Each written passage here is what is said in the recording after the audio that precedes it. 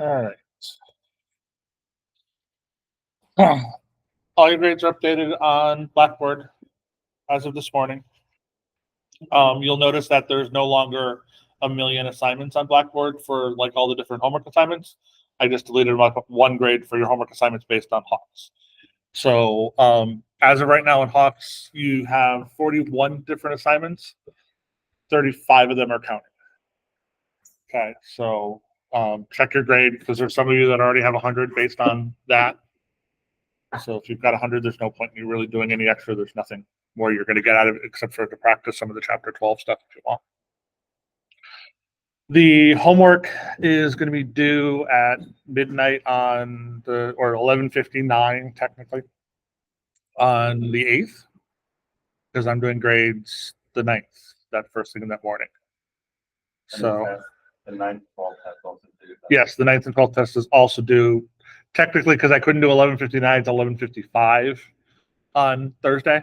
That's your chapter 9 through 12 test is due that day. If you have work you want to show me, just send it to me.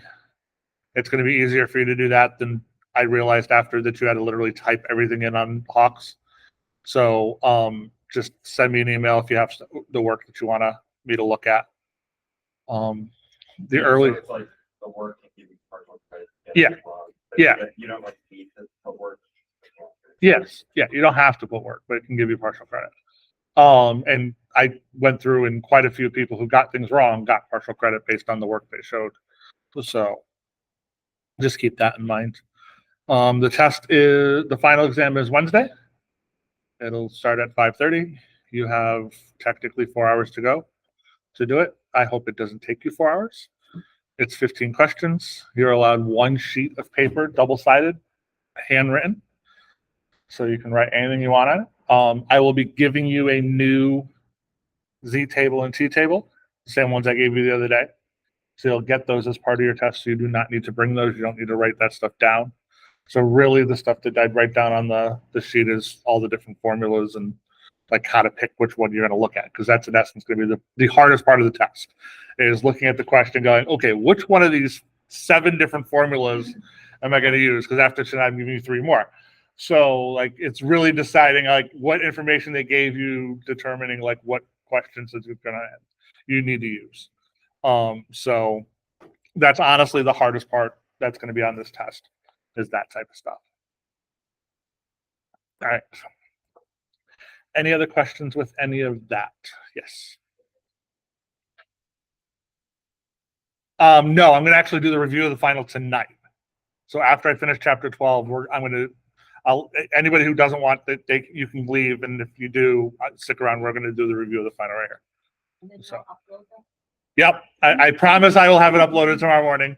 I know I didn't upload Friday, or I had uploaded it this morning for chapter 11. So chapter 11 is there now. I promise I will upload it first thing tomorrow morning. All right.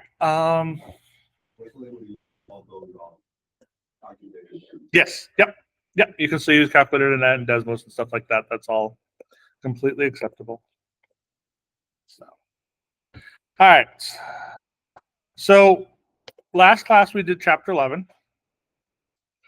We're going to move on to chapter 12. So chapter 11 looked at comparing means and proportions to a population.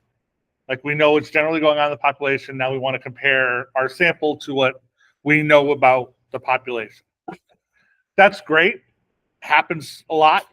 However, more often what happens is you have 2 samples or 2 groups of information or 2 groups of people that you want to be able to compare.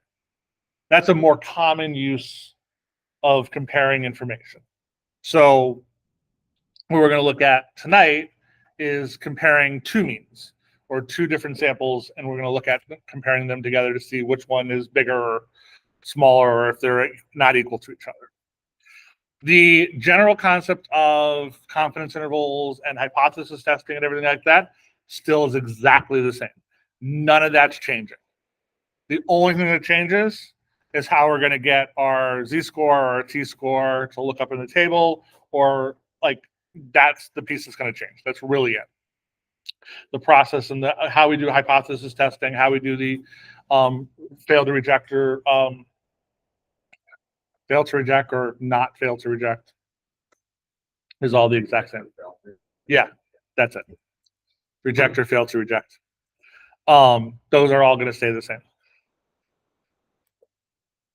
All right, so in essence, we're going to be looking at these couple situations. Is the mean of one of them greater than the mean of the other one? Or are they equal? Or not equal? Same thing with proportions. So those are basically the same concepts that we're going to be looking at. We're going to do means first, and then we're going to do proportions.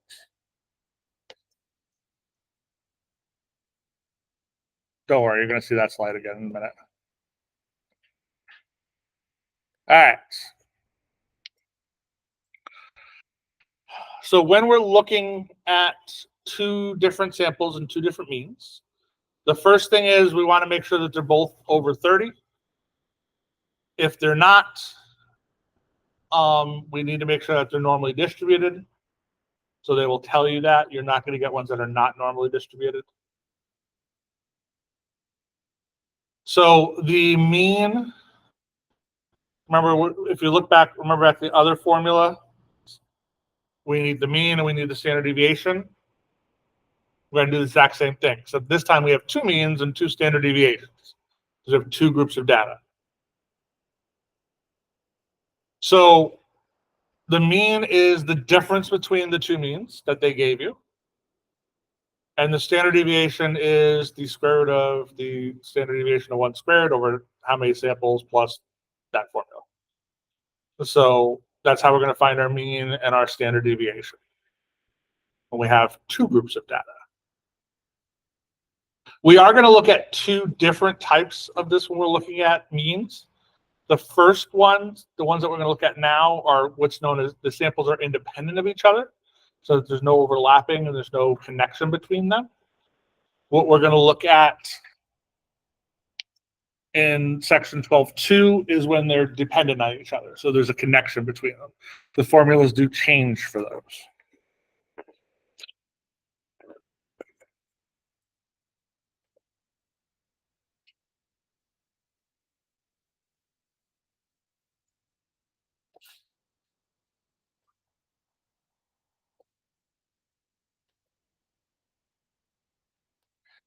All right, we good with that?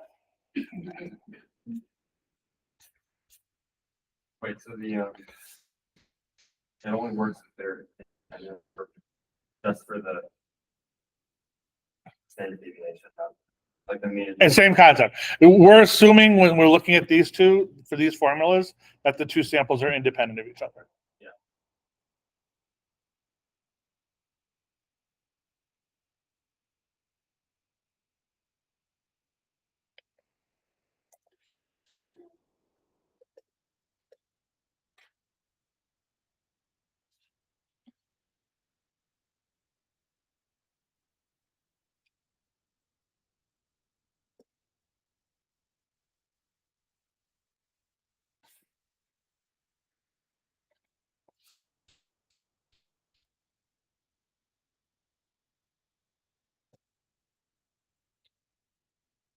All right. So the first thing we're going to look at is doing a confidence interval.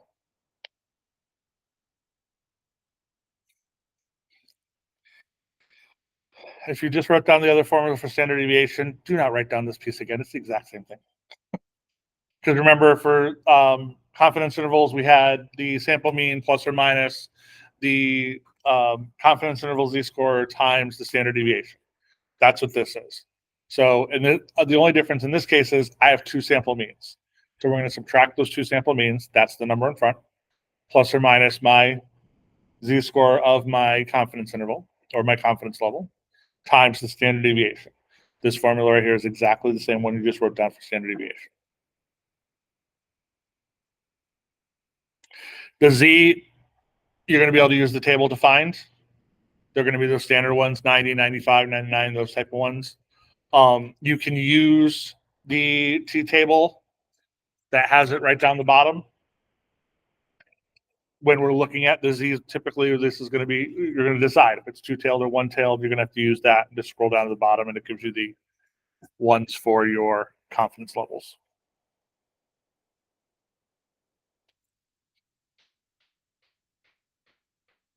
All right, let's use the formulas.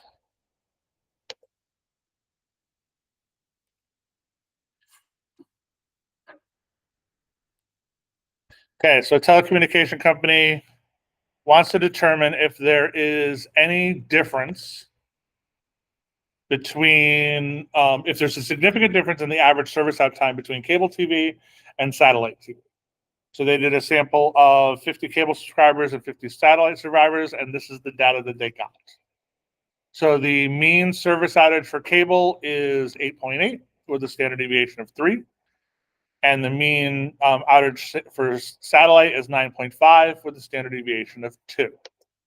We want to construct a 95% confidence interval.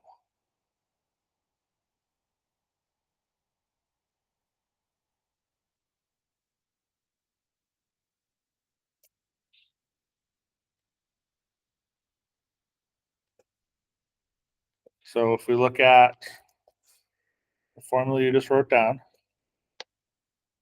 this is the information I need.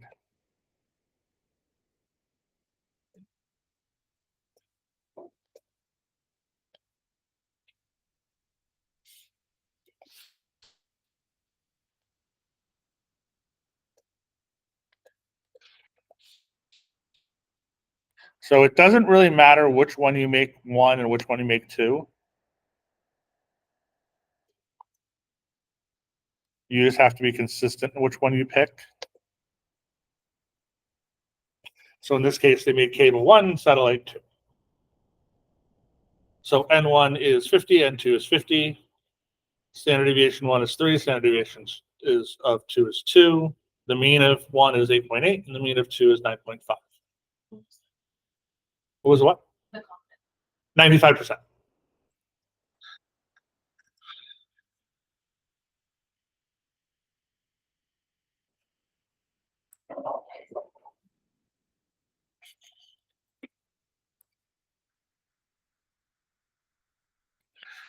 All right, so now we're going to plug everything into the formula.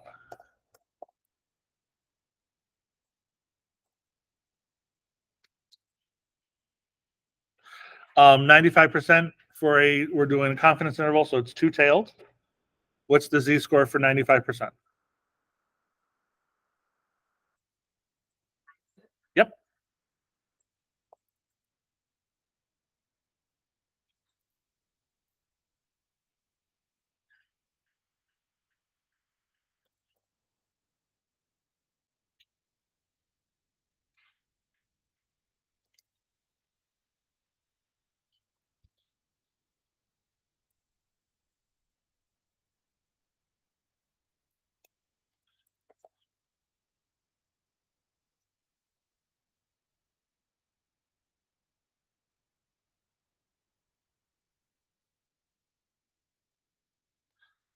So using your calculator,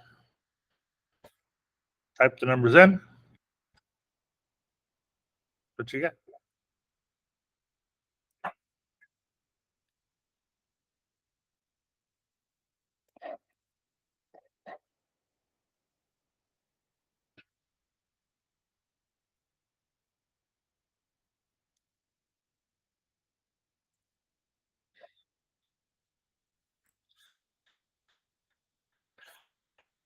So the subtraction side is going to give me negative 1.7, and the plus side is going to be 0.3.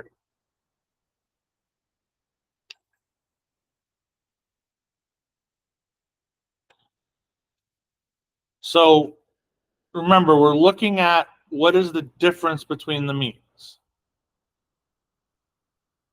Okay.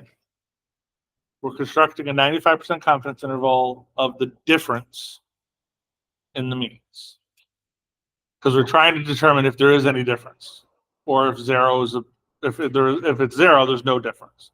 That's what we're trying to determine. Yes. How do you get the square root to go over the whole thing? Do the square root first, Okay. and then make sure you're inside of it. And then what I did is when I typed this one in, so I type it in. I typically do the slash, and then I actually type what I need, and then I fill in the blanks. Because the problem is if you type in what you want like 2 divided by 3. If you click too far, it goes outside. If you like go too far out of it.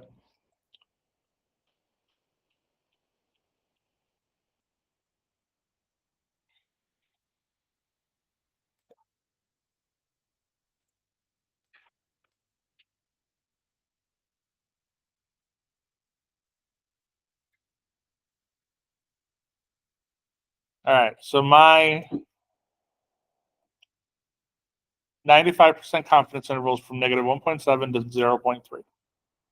So am I confident that there is no difference?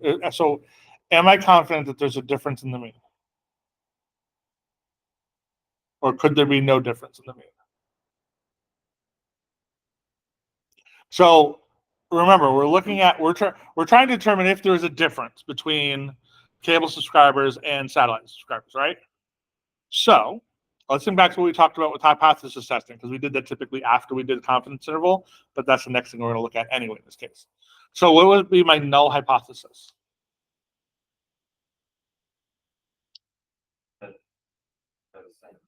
Right, so that the difference of them would be 0, right? Okay. So, and if they were different, one would be higher than the other one. So, or in this case, since I'm just looking for difference, I would say not equal to, right? Okay. So my null hypothesis is 0. Does 0 appear in my confidence interval? Yeah. Yes. So therefore 0 could be a possibility, right? So I can't claim with 95% certainty that there's any difference, because there could be no difference. Okay. 0 is somewhere. 0 is somewhere in there, then I can't claim it's a difference. Now, typically we do not use a confidence interval to do that. We do what we did in chapter 11, which is hypothesis testing. That's the better way to determine this. You said you can't say 95%? Yeah, 95. With 95% confidence, I cannot claim there's a difference between the two, because 0 there is a possibility of 0 happening. That is within my confidence interval. So let's look at this in terms of hypothesis testing. So the first thing I need to do when we're doing hypothesis testing is what? Find my null hypothesis and my alternate hypothesis. So when we're looking at testing with two means, this is what my null hypothesis and my alternate hypothesis would look like. It's always going to be 0. Equal 0 or the result, the difference is going to be 1. Yes. So your null hypothesis is always the difference is 0. Okay. Your alternate hypothesis, if it's 2 tails, it'd be not equal to. And in essence, for the last one that we just did, that's what ours is going to be for that one, because we're just asking if there is a difference between them. If I want to determine that population 1 is greater than population 2, when I subtract them, that's going to be greater than 0. Notice I'm not putting population 1 is greater than population 2. We are always setting up our test as the subtraction of the two means. And if population 1 is bigger, therefore this number would be positive, because a bigger number minus a smaller number is going to be positive. If population 2 is bigger, a smaller number minus a bigger number is going to be negative. So that means it's going to be less than 0. So we're always relating it back to 0 in this case.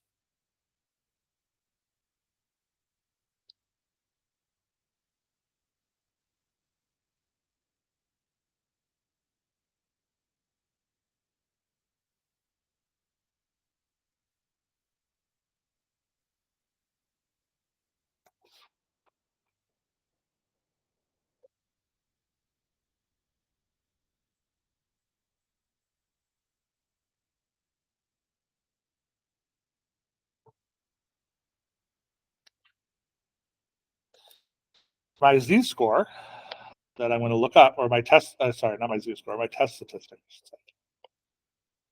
is this. However, what's that going to be?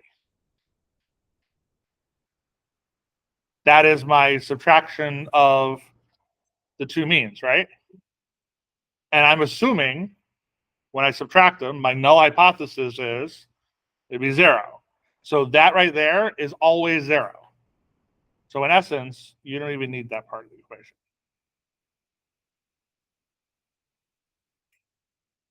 All you're going to do is you're going to subtract the two sample means that they gave you and divide it by the standard deviation.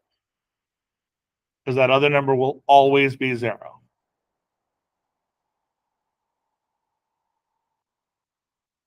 So to get your z, you're subtracting their two sample means and dividing it by the standard deviation, which is that formula you wrote down a minute ago, or a few minutes ago, actually, by this point.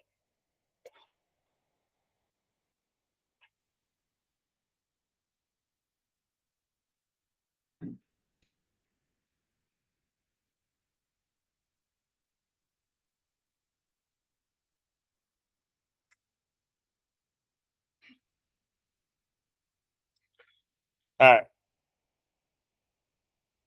So let's go duplicate this.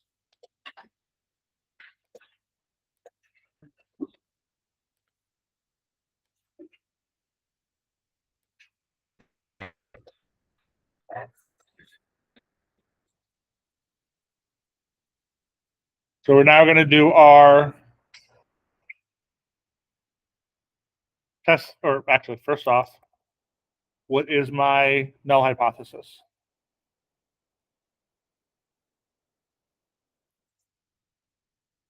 Mean 1 minus mean 2 equals 0. My alternate hypothesis,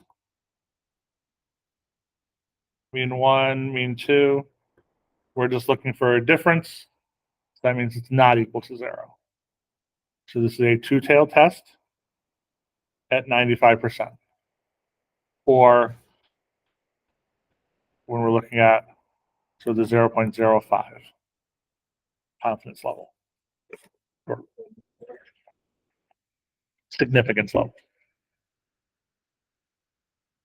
So let's find my z.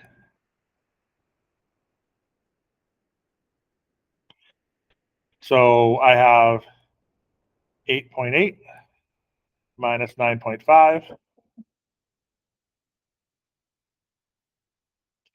all over 3 squared divided by 50, plus or minus.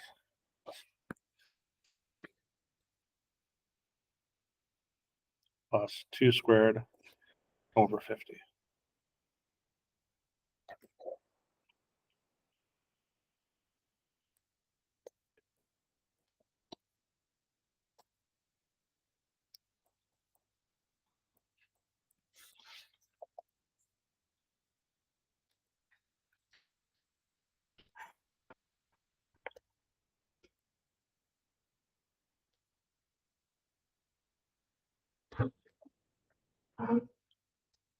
It's much nicer to read.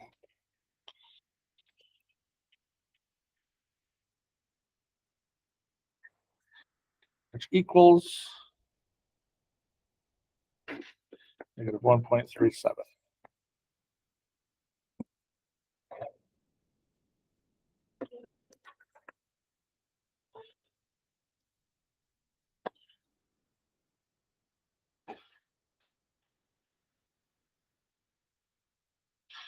All right, so questions on how I came up with my hypothesis, my null hypothesis, my alternate hypothesis? Basically no different than what we did in chapter 11. It's just how you're writing it, the stuff before it. It's not just the mean or the p, it's mean 1 minus mean 2. How we found the z, the test statistic? That's just using that formula. Okay. That's why I said the hardest part of all this is which thing you're going to use and then what's your formula that's going to be attached to it. That's going to be the hard part. And in a class that was 16 weeks long, you'd have had a lot more time to really be able to drill that into your head. Fortunately, you don't. So when you're writing your notes, I'd write something along the lines of like the hypothesis tests there, and then the formula is right underneath them. So you know, okay, this is going to be my and find your null hypothesis and your alternate hypothesis first. Once you've got those, then you know where on your sheet to look for which formulas you're going to use. Okay. And the ones that we're looking at tonight, they have two means. They're going to give you two sets of information. That's really the key that you're going to know, okay, now I have to do this. Because they're going to give you two pieces. They're not going to give you the population information. Okay. All right. So we got 1.37. So let's look at our little bell curve. 0.05 on a two-tailed test is, what was the number again?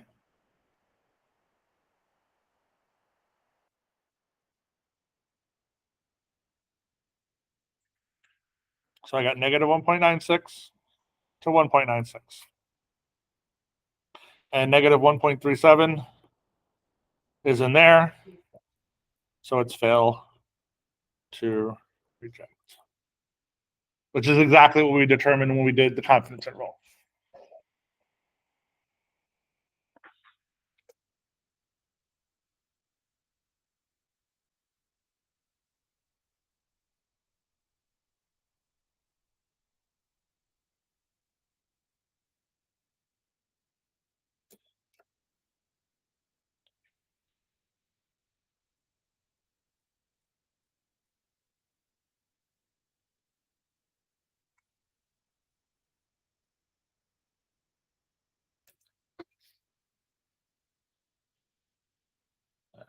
So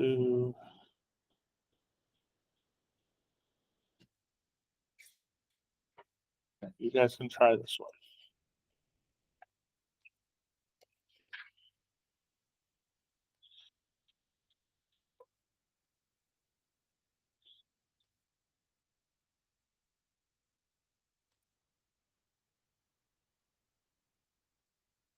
So the teacher wants to know if the fifth grade girls are taking longer to read a passage than the fifth grade boys. And this is the information she got.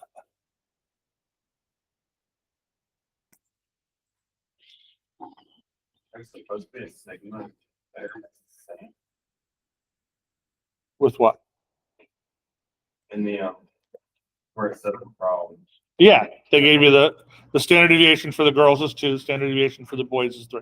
No, but I mean like there's a segment next to the word same. That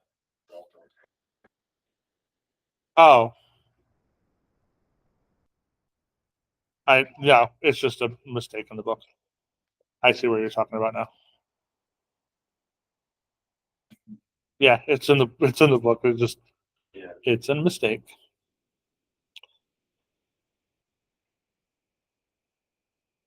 If this book goes through any other passages, that means like 10 people have looked at it and all missed that.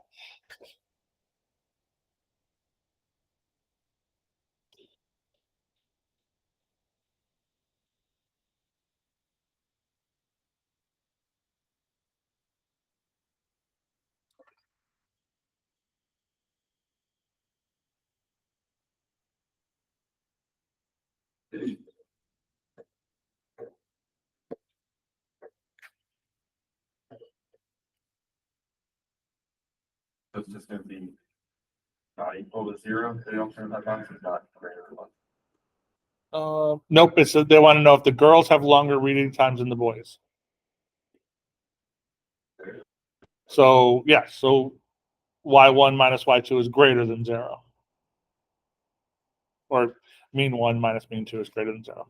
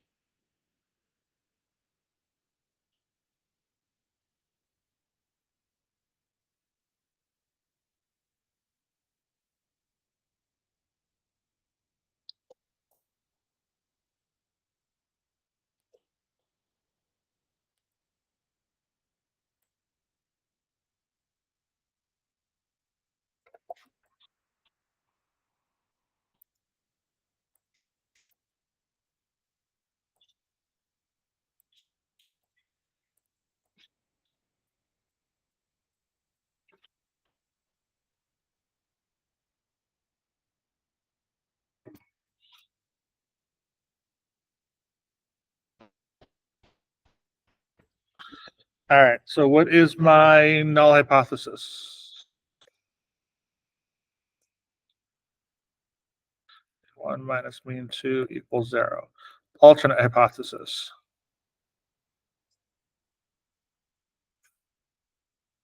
Okay, so this is a one-tailed test. Good. And we're looking at 95%. So what's the number that's going up here? 1.645. 1.645.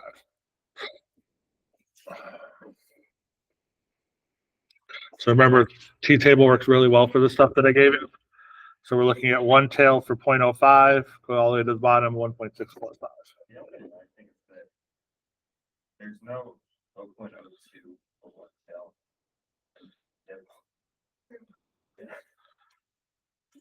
But it's fine. For which one? For if it's one tail and 0.02, or at least in this tail. Oh, you're right, there isn't. So that would mean you have a, You said you used the 2.576. no, that's a different person. This one's 1.645.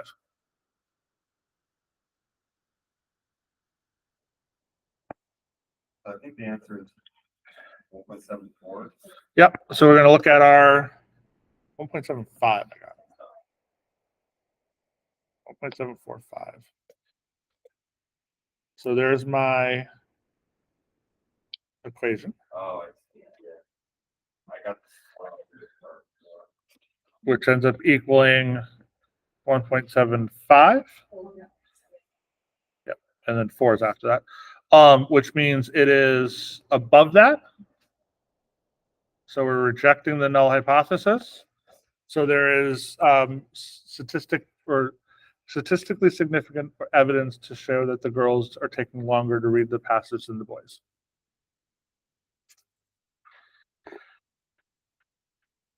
So that means that right, theoretically, population mean 1/2. Greater. Yes. So if you did the confidence interval, it would be over that. That, yes, if you're subtracting it, the mean of the girls is higher than the mean of the boys. So whenever you're doing this kind of equation, is it kind of whether, like figuring out which open equation you use, and if they give you the level of significance or if they give you the confidence interval? Like I know that you can kind of gauge it either way. Because So- if they give you the level of significance, you can find the confidence interval. and Yeah, that's I don't- But Hold on. Make sure. 99% sure I didn't put any confidence interval on the test. I'm almost positive I kept it as the, yeah, just the hypothesis testing. Yes. So for these, there is no confidence interval for these. There's a couple like earlier ones when we did it from chapter 10.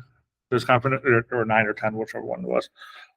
There's some confidence interval stuff in there, but this stuff is purely hypothesis testing. okay, so we don't really have to do that. No, that's why I did it once at the beginning to show you how it would be done, but we're going to do hypothesis testing. Okay, cool. Yeah, it's basically connected. So it's saying it to all the stuff that we're doing right now, you could still do confidence interval for it.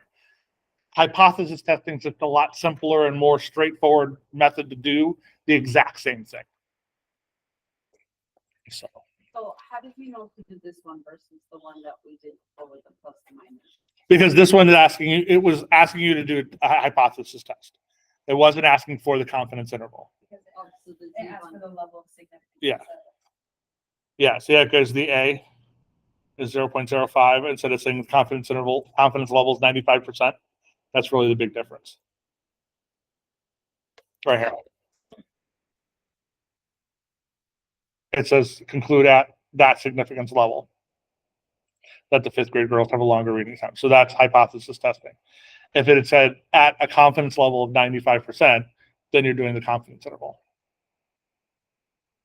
Yes. Oh, I thought I heard somebody go.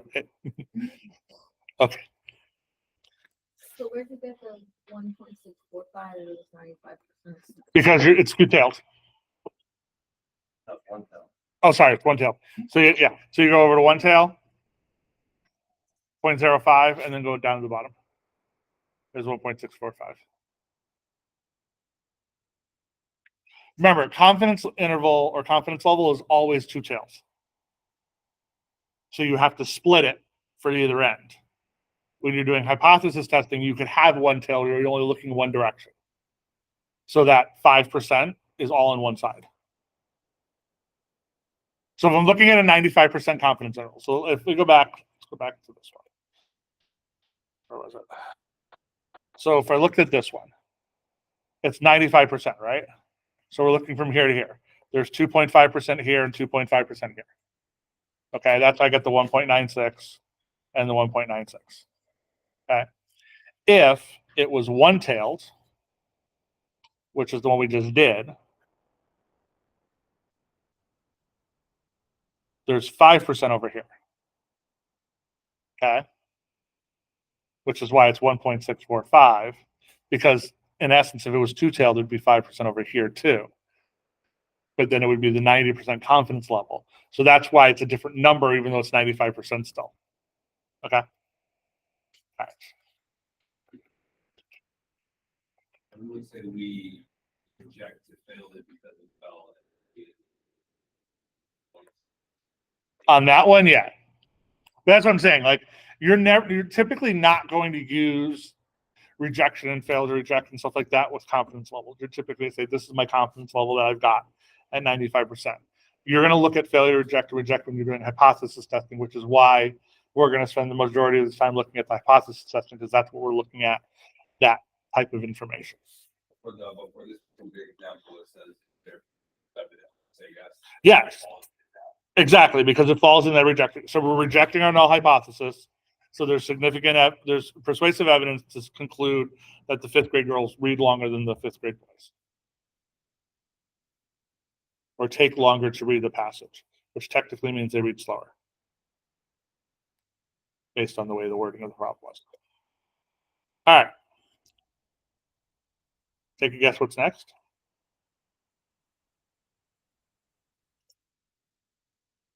So what do we do after we did the I know all this stuff problems? If we don't know this stuff. So what if I don't know the population or the standard deviations? Exactly, but then we have to use the what? I have to use the t-table, correct. We have to know the degrees of freedom. Right, we need to know the degrees of freedom piece. That's the important part. Everything else is pretty much the same. It's just the degrees of freedom. And the formula is slightly different. Okay, you go there.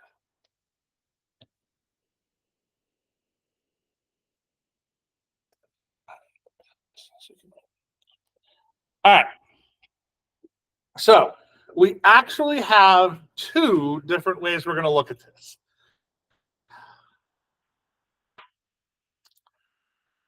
The first one we're going to look at is if the population means are unknown, but we're going to assume them to be equal. And then the next one we're going to do after this case is we're going to look at if the two standard deviations are unknown, but are not equal.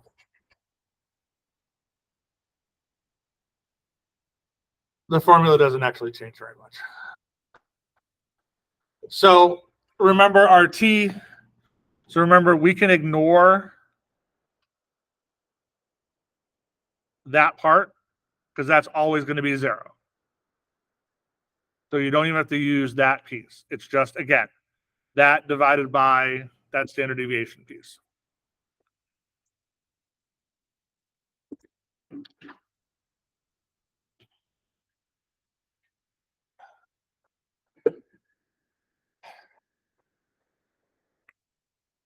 Your standard deviation part, though, is a little more complicated to figure out, though. Yeah. Well, again, it's in essence, it's just plugging numbers into a formula. It's just a lot more like long of a formula. because again, we're looking at multiple pieces of information, multiple data points and stuff like that. So these formulas get a little more complicated.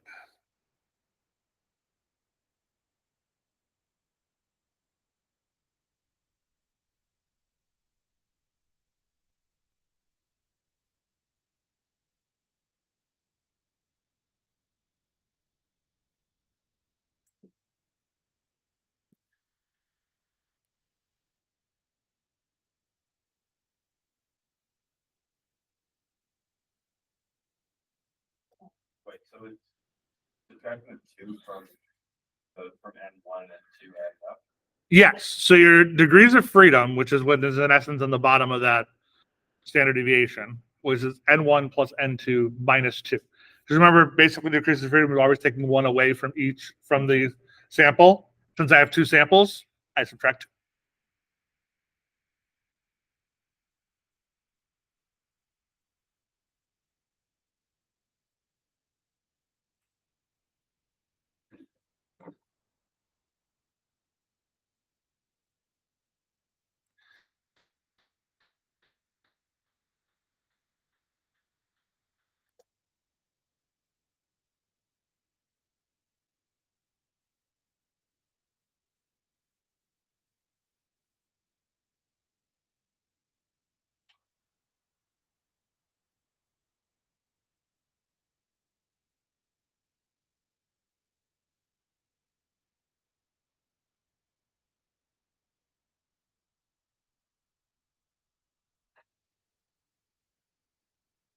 All right.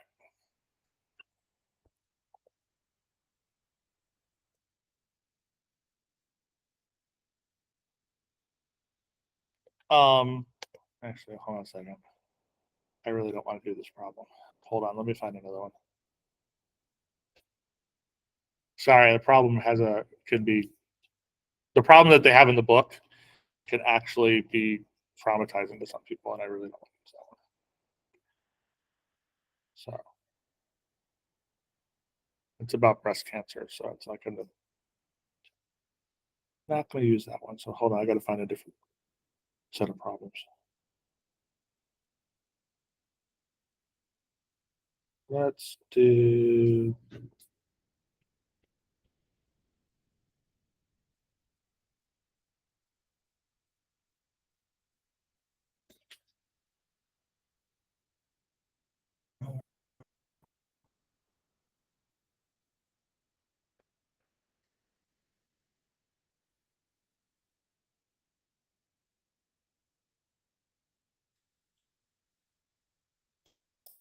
this one.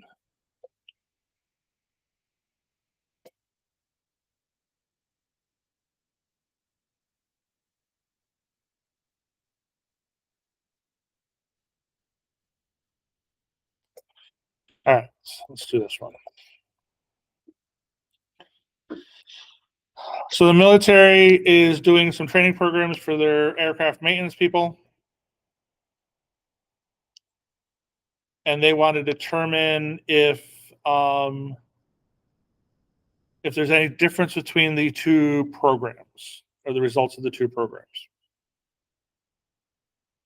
So program A had 50 people in it with a mean of 85 and a standard deviation or a sample standard deviation of 10. And program B had 55 people in it, a mean of 87 and a sample standard deviation of 9. So the question really comes up is, can you assume that the population standard deviation is going to be the same or not? Since we're pulling this information from the same basic group of people, you can make the assumption that the population standard deviations are going to be equal. Okay. So they're both being pulled from the same population. So we're going to make the assumption that the 2 standard deviations are equal to each other. Wait, so that whole formula only works if they're equal. Yes, But they're not always going to be equal in the problem with them. correct. And there's a different formula for it. I did tell you I'm giving you like 3 more formulas today. And actually, I think I'm going to actually just do 12-1. Because we'll be here all night if I do the other 2 too.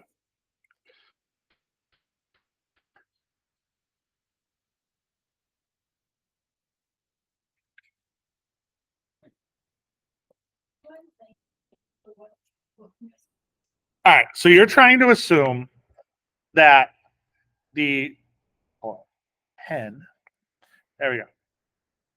So remember that that's your population standard deviation, not your sample standard deviation. So they're not giving me in this problem this population standard deviation. Okay, so we have to make the assumption that they're either equal or they're not. Okay, so in the last problem that we looked at, when we did this problem, they gave us the population standard deviation. And it was different because we were looking at 5th grade girls and 5th grade boys. They were 2 different populations of people. Okay. In this problem, we're looking at military training programs. So all the people that are going into these 2 programs are coming from the same population.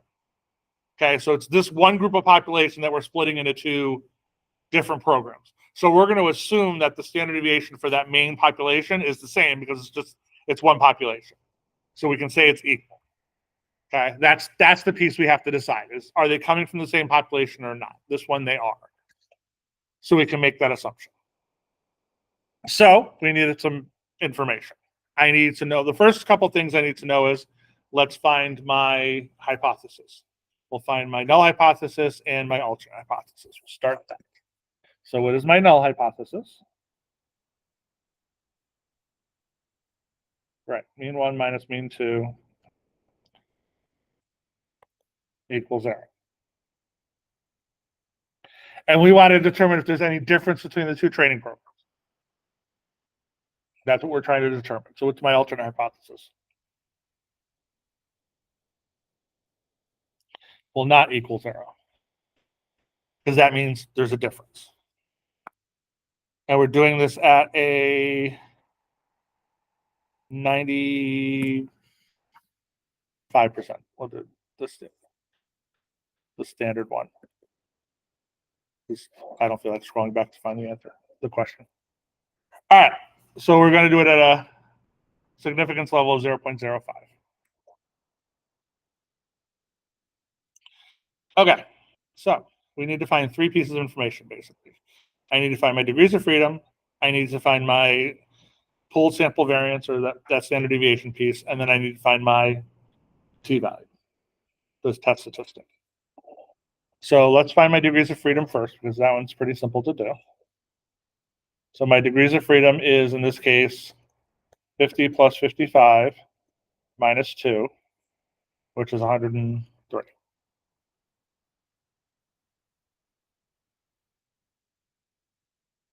Okay.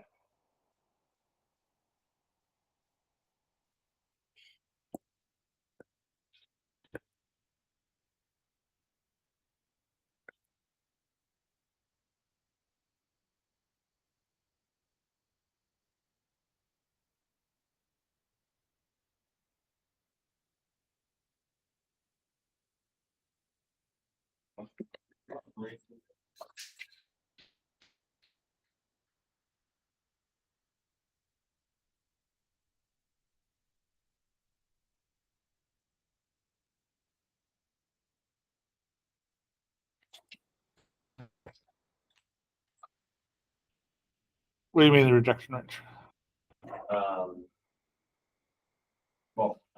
We haven't done that part yet. Okay.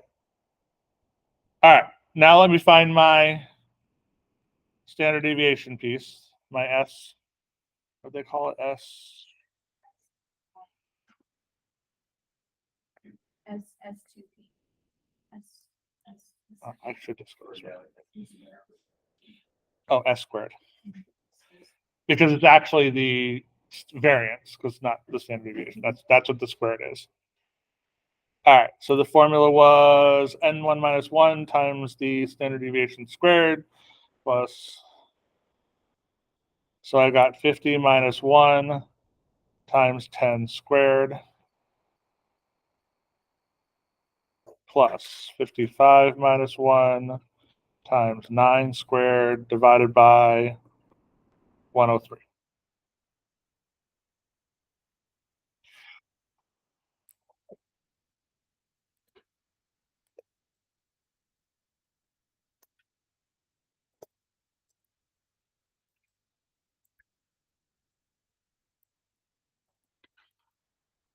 Does it matter if the square is on the outside or the inside?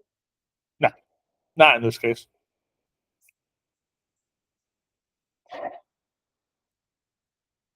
So I got 91 basically on the dot. It's 91 unless you were the guy in second place at the 100 meters last night. Then it was 91.09. 5 thousandths of a second. Yeah. Kind of crazy.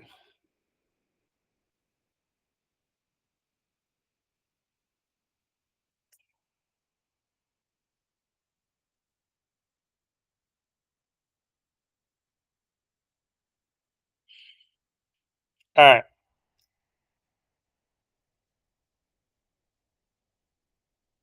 So now I got to use my other formula to find the test statistic.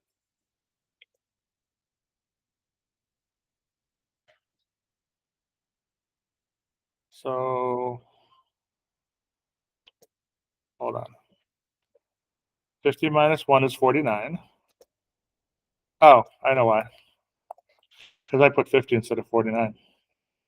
So I got 90.04. Okay, sorry. I put 50 instead of 49. Was it 04? 04. Okay. I did 54 on the other one, but I did 50 on this one. You did. I'm running on like 5 hours of sleep, so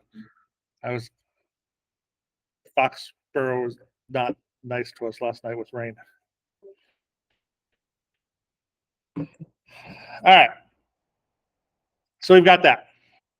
Now we're going to plug into my other formula. So I will leave that up there so you can plug in. So you've got mean 1 is, oh, hold on, what was mean 1? 85 and 87. So 85 minus 87 over square root 90.04 times 1 over 50 plus 1 over 55.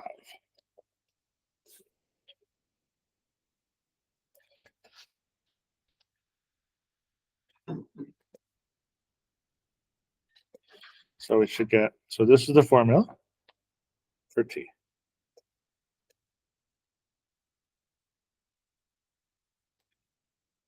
And I got negative 1.08.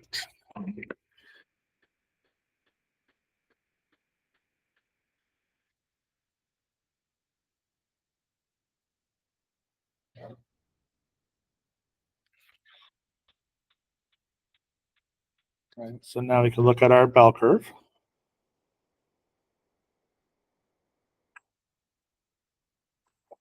So my degrees of freedom is well over 30, right?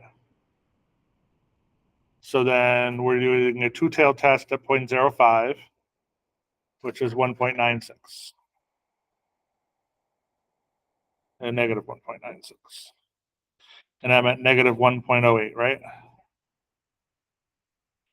So I fail to reject.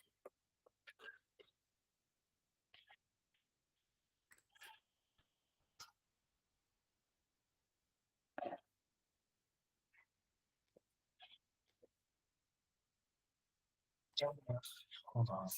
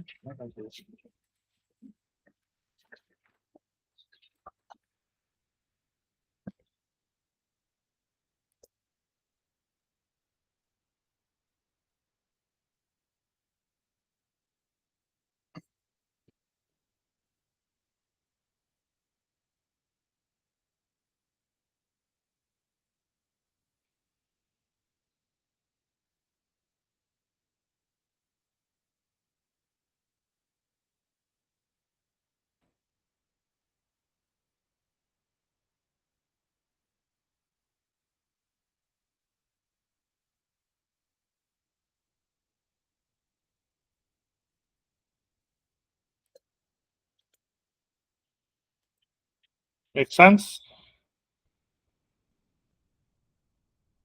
All right. Just check something. Yes, I know I can't edit it.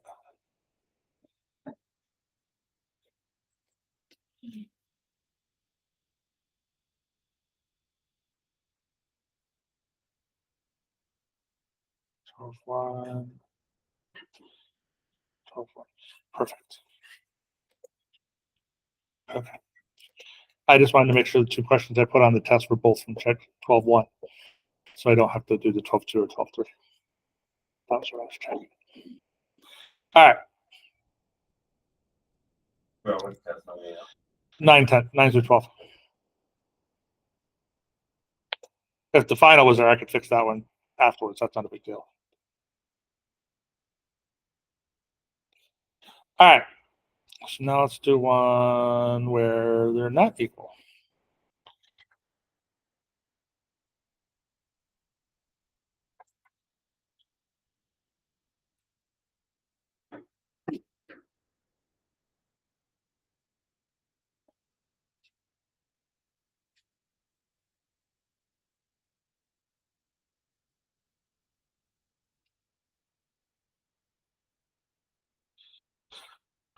Where's the actual final? There's the final.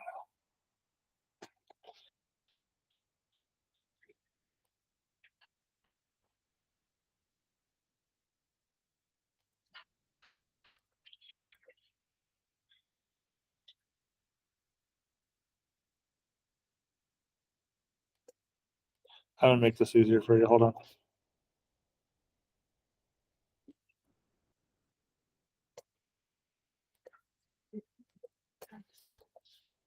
I'm going to make it easier for you.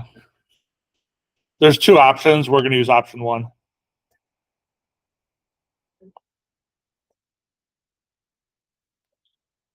We're not going to use the big formula. All right. So in this one, we're still looking at the difference between the two means. Nothing's changed there. I'm not going to know my population standard deviations. And this time we do not know that they're equal. Okay. So I'm not sure if they're equal or not.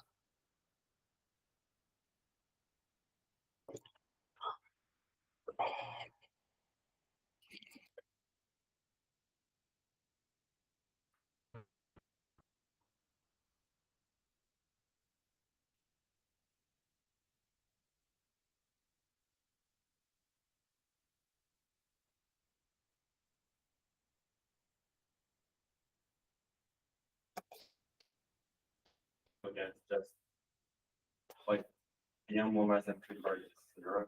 Yep. Again, right? This you don't need because that's assumed to be 0. So you do not need that part. So this one is actually easier to work with.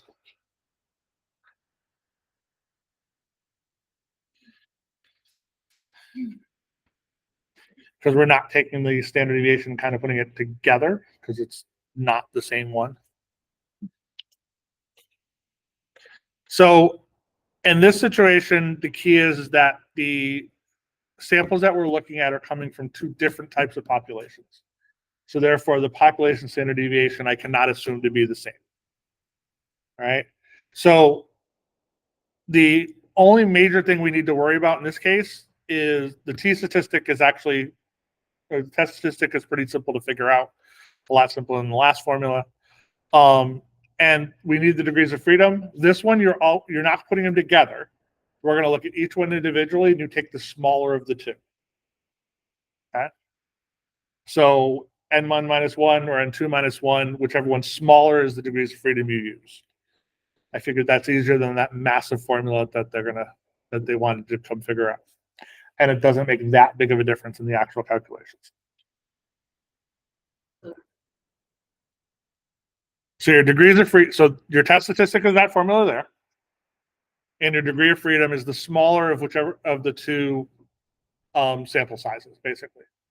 So whatever the smaller sample size is, subtract 1 from it, and that's your degree of freedom.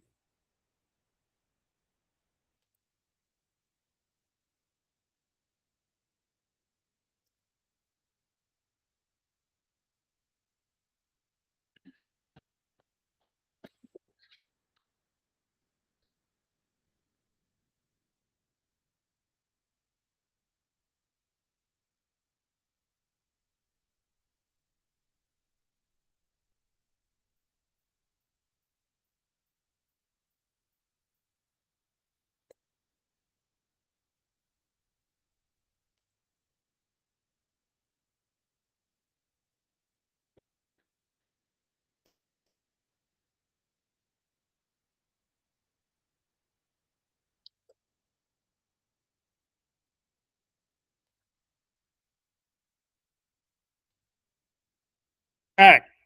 So biologist is comparing the size of blue crabs in two river basins, the Cooper River Basin and the Stono River Basin. So based on that, we know that they're coming from two different populations. Okay. Yes, they're both blue crabs, but they're coming from two different places, and therefore their population standard deviation will probably be different because of environmental conditions. Okay. So we can assume that the population standard deviations are not equal. Or we can't make the assumption that they are equal. She believes that the crabs in Stono will have a higher average weight. She samples 32 crabs from Stono, sample mean and standard deviation. She takes a sample of 35 crabs from the Cooper River and finds his mean weight and standard deviation. And we want to determine if she believes that the crabs in Stono will have a higher average weight. And we're going to do this at a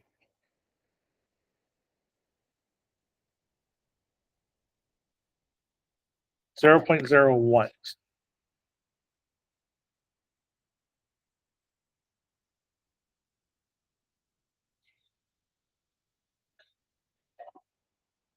Significance level. All right. So step one is what? Null hypothesis and alternate hypothesis. So what's my null hypothesis? Yep. Difference of the two means equals 0. And my alternate hypothesis is? Right. So we're going to make Stono River. So I guess it depends on how you want to work this. And this is one of those ones where it's up to you on how you the work is going to come out, the answer is going to come out to be the same. So she does Stono River first here and gives you the information first, but it's listed second here. So I'm going to say, we're going to go with the numbers that got at the top. So I'm going to say this is going to be less than 0 because Stono River is 2. Okay. Just to keep the numbering as they have it in the problem, make our lives a little bit easier when we're referencing back. Right. So she thinks the 2 is going to be higher, so therefore it's going to be a negative number when we do the subtraction, so it's going to be less than 0. Because 2, so the mean of this one is higher than the mean of this one. So since the mean one, this is a smaller number minus a bigger number, is going to be negative. So that's why we looked at that direction. So.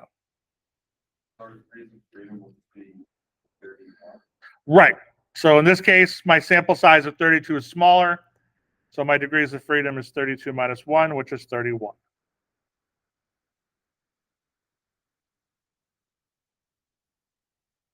And is this a one-tailed or a two-tailed test? One-tailed.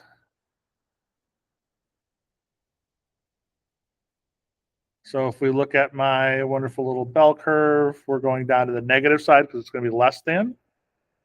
We look at 0.01 on the one-tailed.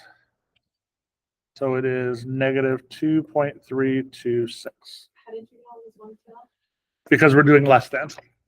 Not equal to is the two-tailed, less than or greater than is always one-tailed. And since I'm doing less than, I'm looking at the negative side. So that's why it's the negative 2.36.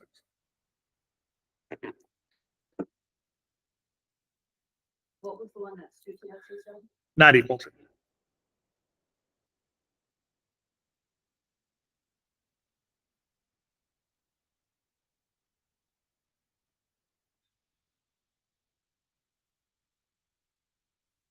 Why do you need to do?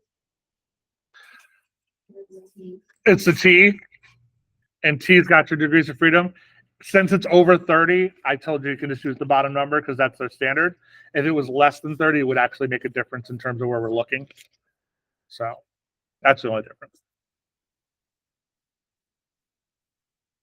All right, so we've got those numbers there. So now I've got to use my formula. So T equals the mean of Cooper, which was 700 minus 800. We can ignore the other part. Standard deviation of Cooper is 175 squared divided by 35. Was it plus or minus? I can't remember. Plus. And then it was 225 squared over 32.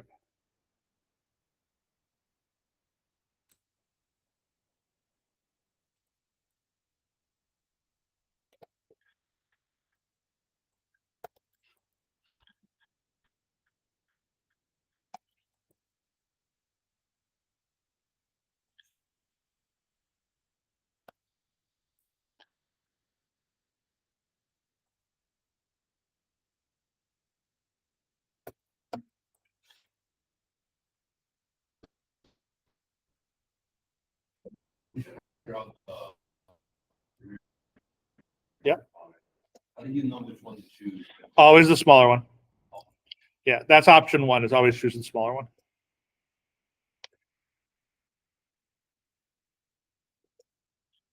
So we're down to that.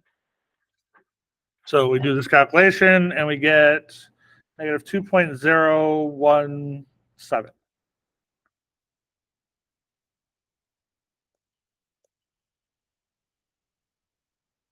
So we fail to reject. So there's not statistically significant evidence to determine that Stono has a higher average weight than Cooper at the 0.01 significance level. There is. No, there's not significant evidence to determine that Stono has a higher average. Projections you can't reject them all. Oh, yeah. Yeah. There's still a possibility that they. Oh, yeah. And this one really comes down to your significance level. We did this at a 0.01 significance level. If we did it at a 0.05, we would have rejected the null hypothesis because it would have been negative 1.645, which would have been you on the other side of it. So this is one of those ones that comes down to what significance level they're looking at. And in this case, we're failing to reject.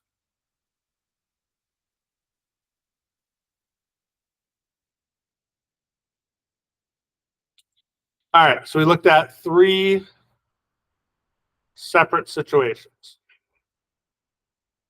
Okay, tonight, the chapter 12. The first one was where we knew the standard deviation of the populations. Second one was where we didn't know them, but we could assume they're the same because they're being pulled from the same population. And the third one was we don't know them and we can't assume they're the same because they're pulled from different populations. And all of these, they're all independent samples. Yes, they're all independent samples. And we're not going to do the dependent samples and we're not going to do the proportions. So Not ever. Or not that.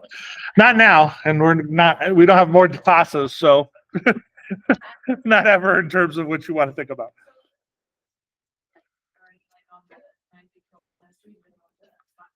Final, is it gonna, so do we have to like infer that they're either,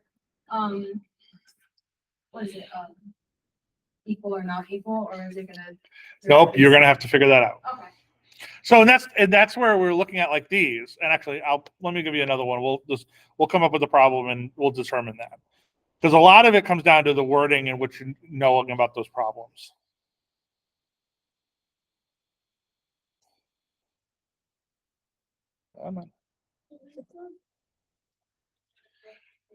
I'm giving you 6 free.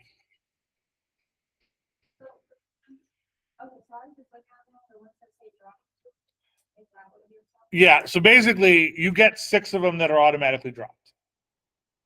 So there's 41 assignments, I'm counting 35 of them. So I would go back and do some of the other ones and drop those other 2. I could drop those 2, but then I'm changing the number I'm dropping to 4 because I want to keep it at 35 assignments I'm counting. So that's literally why I did the 6 from the 41. So What I'm basically saying in there is I'm giving you six assignments to drop. If you want to drop one of the other assignments you don't feel like going back and doing, then you might have to do 12-2 or 12-3, the homework assignments. So if you don't, those two could be two of your dropped ones. You don't have to worry about them, and you still have 4 other ones you drop. Go on, four. Yes, 35 assignments. 35 assignments. Yeah, 35. You have to do at least 35 assignments to get your 100. That's it. At least do 35. Got it. Okay, quite simple. Do at least 35. All right, we're not going to go through and do this whole problem out, but let's determine which one of these options that this one comes into. Right, is that the one for the interview? Huh? No. Oh, it's not. No. We don't have to do that one. I mean, if we didn't already. do Oh, that. and I actually told you in this one. Darn it. Hold on. Don't like it. Told you in that one. Bad problem.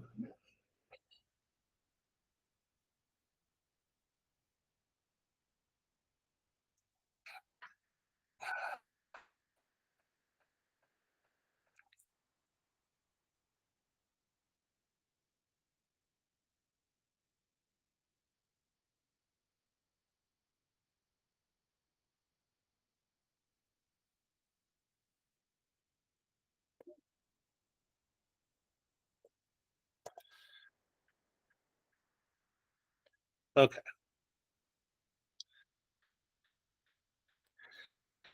All right.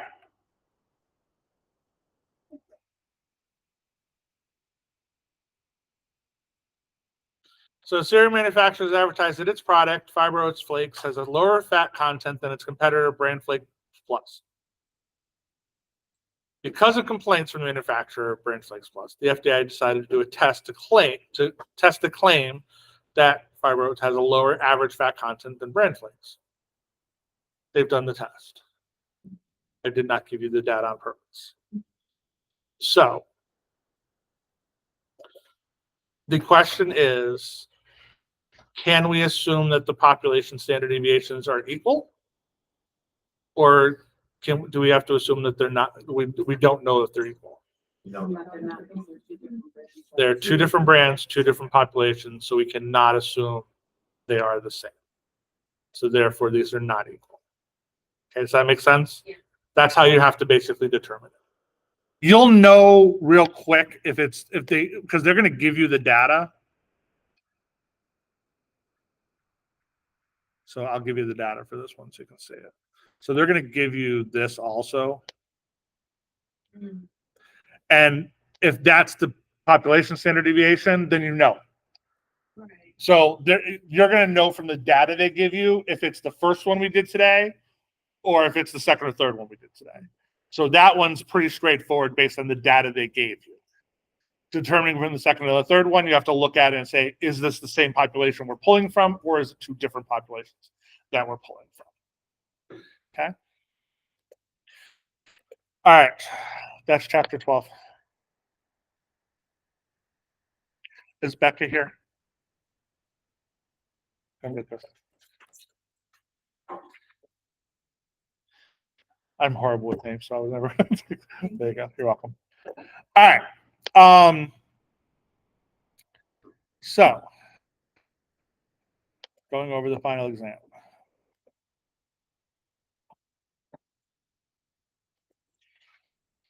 Hold on a second. I'm going to stop this. I want this as 2 separate recordings.